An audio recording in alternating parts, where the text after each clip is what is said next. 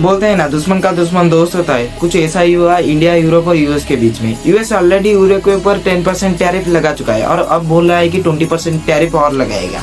और ऊपर से कोविड के बाद यूरोप का एक्सपोर्ट चेन ब्लॉक हो चुका है, इसीलिए यूरोप का ट्रेड करना अब मुश्किल हो चुका है। और यूएस ऑलरेडी 50% टैरिफ इंडिया के ऊपर लगा चुका है।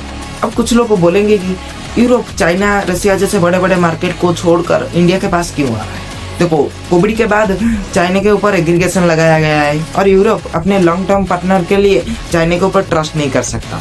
उसके बाद बचा कौन? रशिया। रशिया के ऊपर जा नहीं सकता, क्योंकि जब रशिया यूक्रेन की वार चल रही थी तब यूरोप रशिया के इग्नेस्ट में खड़ा हुआ। उसके बाद बचा कौन? इंडिया। इंडिया में ऊपर से बहुत ज्यादा पॉपुलेशन है और डिमांड भी हाई है, और इंडिया कोई भी कंट्री के साथ इग्नेस्ट में नहीं खड़ा है सिवा पाकिस्तान के।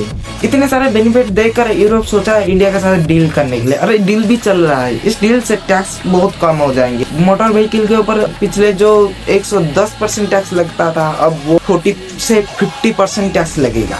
वाइन के ऊपर जो 150% टैक्स लगता था, अब वो 20 से 30% टैक्स लगेगा। इलेक्ट्रॉनिक मशीन के ऊपर जो 60 से 70% टैक्स लगता था, अब वो 0% टैक्स लगेगा। ऑयल के ऊपर भी 0% टैक्स लगेगा। ऊपर से इंडिया जो टेक्नोलॉजी में थोड़ा पीछे था, अब वो और भी ज्यादा एडवांस होगा। कैसे?